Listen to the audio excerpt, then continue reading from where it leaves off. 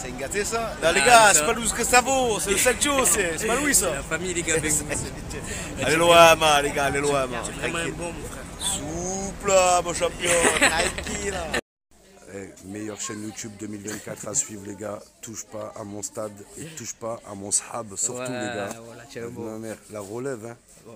Pour C'est l'OM. beau, les gars, voilà. Vitigny, on n'en peut plus de Vitigny. Vitigny nul, je vous nique.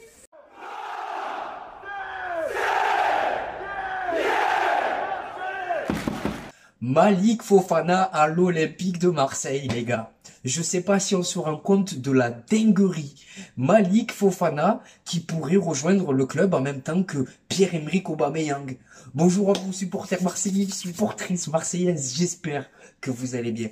On se retrouve aujourd'hui pour une nouvelle vidéo et comme vous pouvez le voir, je suis excité. J'étais avec ma fille. Je regardais un peu mon téléphone au bout d'un moment, je regarde l'actualité, bam, bam, bam. Et je vois que l'OM, non seulement s'intéresse à Malik Fofana, mais l'OM s'intéresse à Fofana, mais le dossier avance. On est en pourparlers avec l'entourage depuis plus d'un mois. Donc à travers cette vidéo, on va faire le tour. Malik Fofana, Pierre-Emerick Aubameyang, Valentin Rongier. Mais avant ça, petit pouce bleu, le commentaire pour donner de la force. Et moi, je vous dis merci. Le premier sujet de la vidéo, les amis, on va commencer par Valentin Rongier. On va monter en intensité. Valentin Rongier. Voilà, donc le club, vous voyez l'information, le club l'a mis sur le marché des transferts et on en espère 10 millions d'euros. Donc pour Valentin Rongier, ça paraît cher, mais en même temps, c'est un prix raisonnable parce qu'il lui reste 1 an de contrat.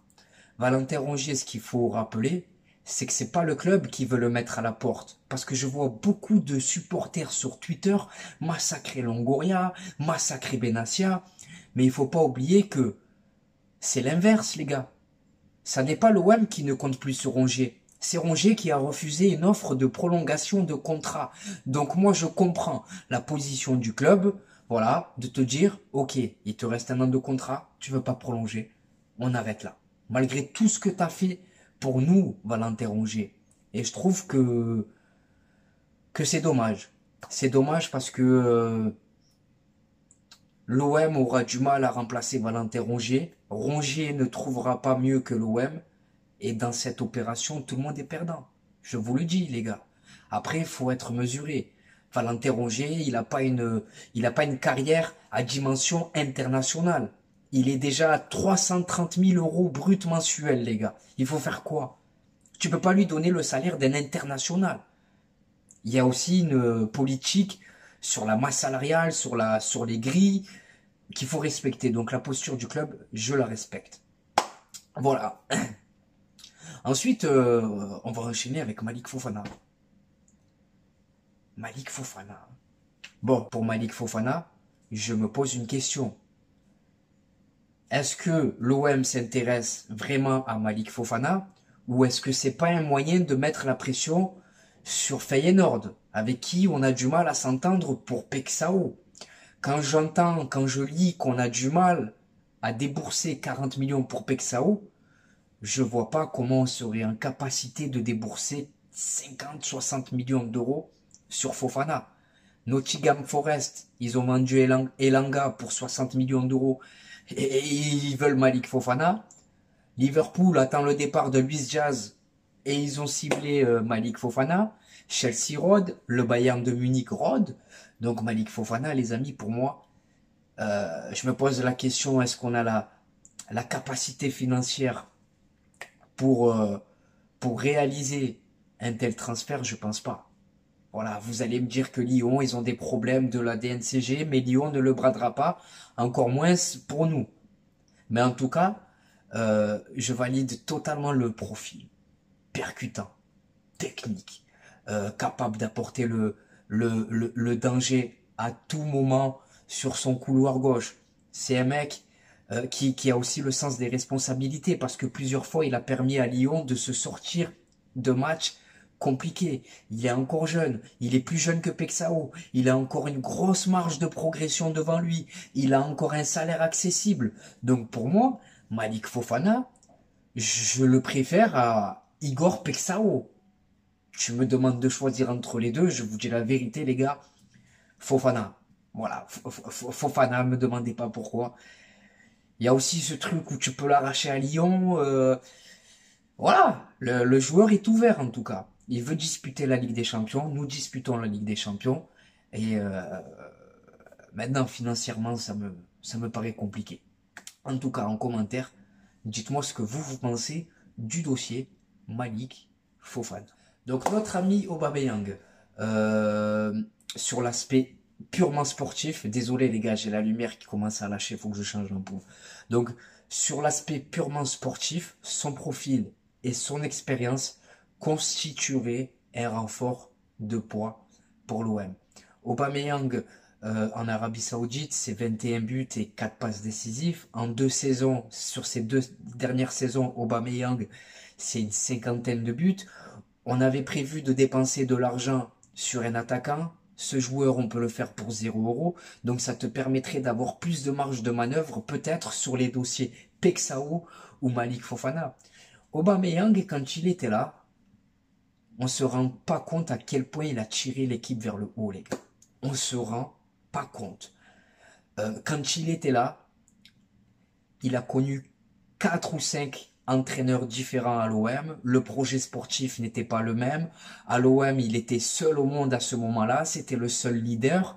Et là, sur le terrain, tu as du Greenwood, tu as du Rabiot, tu as du Hojberg, tu as du Rouli, tu as du Balerdi, tu as peut-être du Pexao ou du Malik Fofana. Tu as vraiment un OM qui est totalement différent et qui a franchi un palier. L'OM veut franchir un palier et je me pose cette question aussi concernant Rongier. Est-ce qu'il peut franchir le palier que l'OM s'apprête à franchir? On vise la Coupe d'Europe. Maintenant, le niveau, c'est plus le niveau Ligue 1, c'est le niveau Ligue des Champions. Et Pierre-Emerick Aubameyang, la Ligue des Champions, il connaît. Il a planté des buts. L'OM, il connaît. Et la ferveur, il connaît. Que ce soit à Marseille ou dans les clubs dans les autres clubs où il est passé. Donc, pour moi, l'OM doit foncer sur Pierre-Emerick Aubameyang.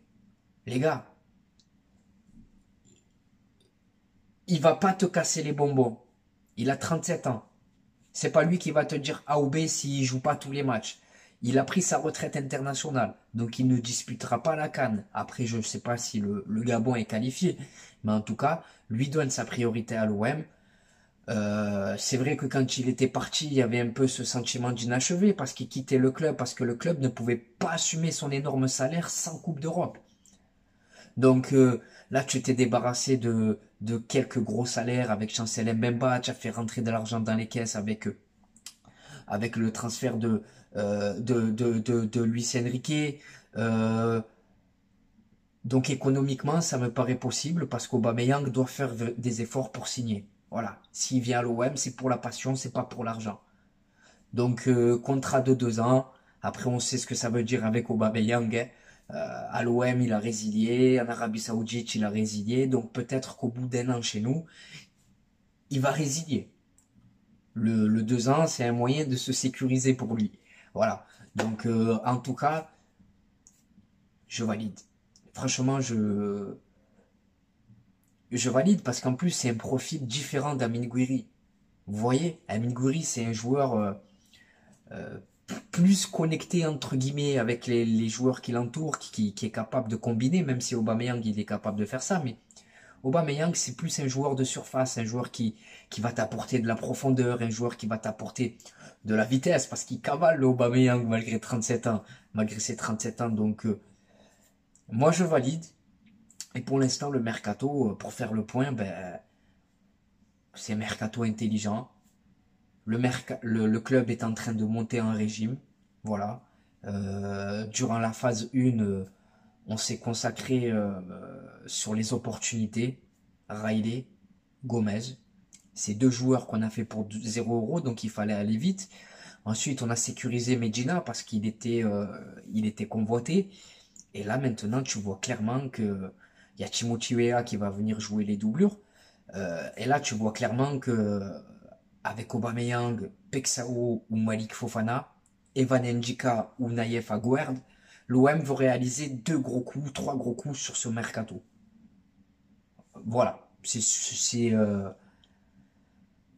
C'est ce que je pense, et au-delà de la qualité des joueurs qu'on va recruter, même si Timothy Weah, ça fait pas rêver, il y a déjà des connexions entre les recrues et les joueurs qui sont présents. Riley, voilà, il connaît tous les joueurs anglophones, Greenwood, Jonathan Rowe, Angel Gomez, Timothy Weah, il connaît déjà Angel Gomez, Adrien Rabiot, il connaît déjà le championnat français, donc pour moi, le recrutement, il est intelligent parce que même Medina, il connaît les Balerdi, les Rouli. Donc, c'est des joueurs qui vont vite s'intégrer dans le vestiaire et dans la ville, forcément. Donc, ça travaille bien à Marseille, les gars. Je vous le dis, ça travaille très très bien. Quand on voit que des clubs comme Bordeaux, ils ont coulé, Saint-Étienne, Lyon.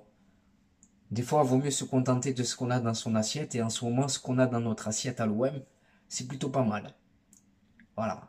C'est plutôt pas mal. En ce moment, c'est des frites à la cantine tous les jours. Donc voilà, les amis. C'est la fin de cette vidéo. Je vais m'arrêter là parce qu'il est assez tard au moment où je vous la fais. Je la publierai que demain. Il y a ma fille qui dort. J'ai pas envie de la réveiller. Voilà. Donc les amis, n'hésitez pas à vous abonner si c'est pas encore fait. N'hésitez pas à me donner votre avis en commentaire. Et le petit pouce bleu. Voilà.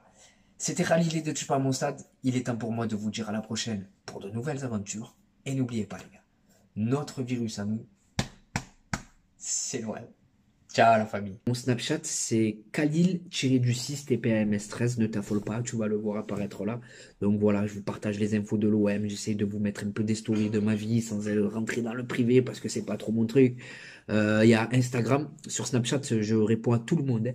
Instagram, j'y suis plus allé depuis un moment, mais je vous le donne quand même parce que c'est important. Voilà, je vais aller refaire un tour pour tous vous répondre. Alors, c'est TPAMS13. Ensuite, on a X, Twitter, donc, ils te disent ça, X, frère. Twitter, donc, c'est TPAMS 131313. Et enfin, pour conclure, on a TikTok, où c'est tout, touche pas à mon stade, tout attaché, c'est pour vous, c'est cadeau. Venez m'ajouter, les gars, qu'on parle de l'OM, qu'on parle ballon. Et si tu as besoin de moi pour te remonter le moral, n'hésite pas, frère, je suis là. Donc voilà, les gars. Maintenant, c'est à vous de jouer, les gars. C'est à vous de me dire ce que vous pensez de tout ça, hein. Correa, la vente de l'OM, le sprint final, tout ça, quoi, voilà. Et surtout, voilà, abonnez-vous si c'est pas encore fait, le pouce bleu. Donc voilà, c'est la fin de cette vidéo. Je vous remercie d'avoir visionné cette vidéo jusqu'à la fin. Je te souhaite de passer une bonne journée ou un bon moment. Ouais, un bon moment. Une bonne journée ou une bonne soirée selon le moment où tu visionnes cette vidéo. Et n'oublie pas, l'ami, notre virus à nous, c'est loin. Et bonjour à vous supporters marseillais et supportrices marseillaises, j'espère que vous allez bien. On se retrouve aujourd'hui pour une nouvelle vidéo et pas n'importe quelle vidéo. 24 heures dans la peau d'un supporter marseillais et comme vous pouvez le voir, aujourd'hui le cadre il est tout simplement magnifique. Bien accompagné en attendant le match explosif qui nous attend de ce soir, Olympique de Marseille, Bayer Leverkusen. Donc au programme les amis, là on se rafraîchit, on s'hydrate bien entendu. Et juste après, direction le Vélodrome pour vous faire vivre l'ambiance exceptionnelle qui nous attend ce soir. Dans le stade Vélodrome, il y a une marée les gars, il y a une marée, c'est impressionnant. Le retour de l'Olympique de Marseille, allez l'OM les gars, tout simplement. Regardez les légende olympienne les amis, monsieur Charles de Bonneau. Et regardez les amis comme il est accueillant, fait la photo avec tout le monde. Hein. Normal. Un mot pour le mercato. Le mercato pour l'instant est extraordinaire. On peut faire confiance aux dirigeants. Oui. Ce qu'il y a de certain, c'est qu'il y a d'autres joueurs qui vont arriver. Oh, merci, merci. Et encore merci pour tout ce que tu as pu faire pour l'Olympique de Marseille. C'est normal. Exceptionnel les gars. La légende de Charles de Bonneau avec une grosse info mercato. Et là il n'y a rien frère. Info mercato carrément, tu Il a annoncé 2 grosses arrivées encore les gars, vous l'avez entendu. Les amis, c'est là que tout se passe. C'est là que tout se passe les amis. Le Vélodrome. De retour à la maison les gars. Exceptionnel. Exceptionnel. La ferveur du rêve marseillais. Allez, on ratapour.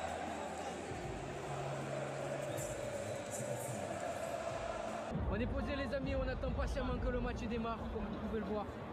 C'est magnifique les amis. Magnifique. Il y a les photos. Pronostic Malik. Le jour 2-2, mais confiant pour la victoire. Mahmoud, pronostic. Toujours 1-1. Change pas. Match nul. Adal, pronostic. Exceptionnel, les gars. Voilà, Imran Soglou. Ounahi.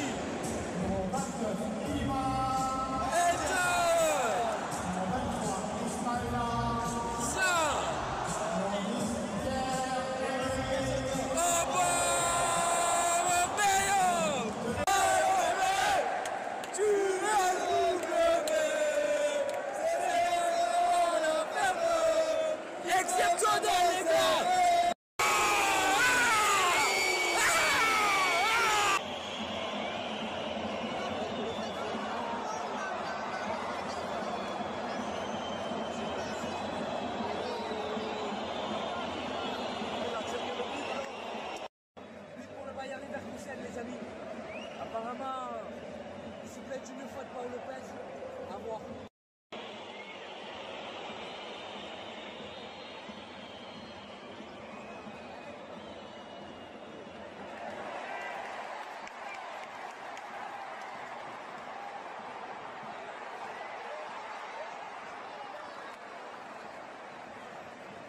C'est la mi-temps, les gars. Pour l'instant, on n'y arrive pas. Paul Lopez, il te ménique, hein. Paul Lopez, il te ménique. Défensivement, c'est fragile. Offensivement, bon, il y a 2-3 choses intéressantes.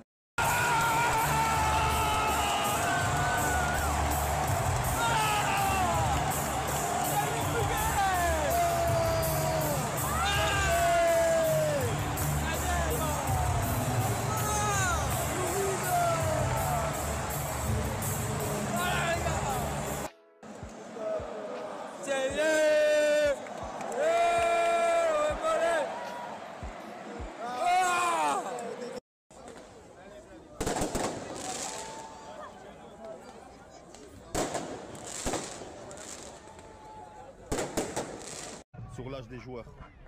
Mahmoud, Manu. Malik, t'as hâte d'être à ce soir ou pas? Je pense à Manu,